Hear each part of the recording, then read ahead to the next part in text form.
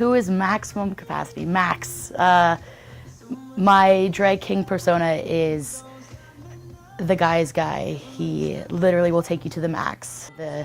The sexy badass, you know, that you want, that you just can't help but be attracted to, by the way I move, by the way I speak, by my makeup, by what I wear, what I do on stage. A lot of times people think it's a male impersonator, but other people believe it's androgynous. Other people believe that you can be transgendered and do it. I mean, it's really the personification of a male identity, and you personify that in your own way. Max is can be a dick. It's kind of a persona, but I'm not actually. Once people get to know me, I'm a very honest, genuine, decent, happy human, and the personification is different on stage because you just have to be larger than life. You know, the lights are on you. You really have no choice because you're there to entertain people. That's why I started this, is because I just want to entertain. And Max takes that to a whole new level, for sure. For the most part, if I am doing a different type of makeup, I will, you know, obviously take the time to get that character right. If I'm going to be like Jon Snow, I do that, and I have a lot more facial hair, more scruffy. If I'm doing a businessman, you know, I'll have to sleek down my hair, I'll do more clean shaven. It all depends on the character in which the show I'm in. I'm maximum capacity and I'm a drag king.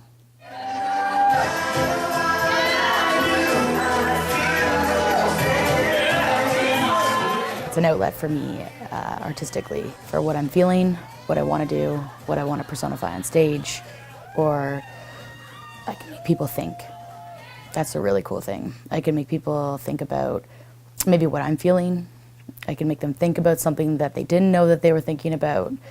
I can entertain them. I can make them think that a fireman is the sexiest thing they've ever seen, or I can make them think that, you know, I am the hottest drag king, and then I take off my top and I do draglesque. So I like to really fuck with people's minds, especially the heteronormative people, because they don't know what I am. So I have a lot of women try to hit on me, flattering, but they don't know what I am. So I think it really startles them when they find out when you take off all the makeup and all the clothes is underneath the performer. So I really like fucking with people's minds. It's a lot harder for drag kings to get gigs because A, we're not as well known, and B, they kind of have us pigeonholed. You know, I have to work harder than some of the drag queens with regards to my music choices and my costume changes and, you know, the whole kit and caboodle, because they have it already. They have venues, they have places, and I don't. I am more booked in the States than I am in my hometown of Toronto. The Zipper's closing down. I mean, I think that everybody's focus is on one venue that was closed down. The problem I see is the fact that there is no other venue. It's not necessarily about one venue. The problem is that there's nobody else stepping up to be able to allow new people to try it.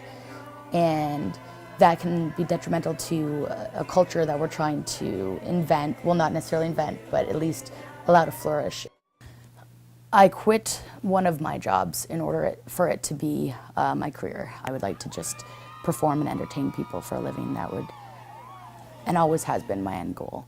I think that it doesn't matter who you are, you still need support, whether you have your family there or whether you have nobody there. I think it's important to have some sort of mentor or guide or just general fan support. We need support, you know, we need people to come out to shows, you know, it's not just about us busting our asses off and really putting on something that you've never seen before. It's about you being able to come out and to pay. Like, a lot of people expect everything for nothing, and it takes me a lot of time, it takes everybody a lot of time to do the outfits, to come up with a concept for a number.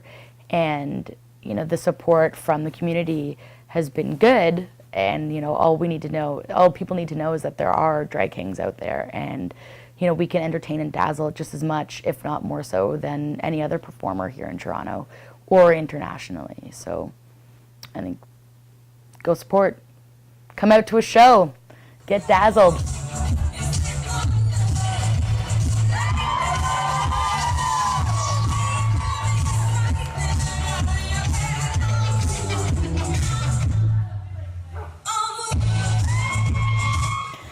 had no idea why I didn't do this before. I love it, and Halloween, I'd always be the guy lead. I'd always dress up as, this, famous person, but it was always on the guy side, and I'd always mimic. I'd always be a male impersonator, always, since I was little, and I never took professional dance lessons. I've never taken drama classes. I haven't taken anything officially ever, and I'm still doing this. So a lot of people say they don't have all of this, history, and you don't need it. If you really want to do a performance and it's in you, then I feel like it'll shine.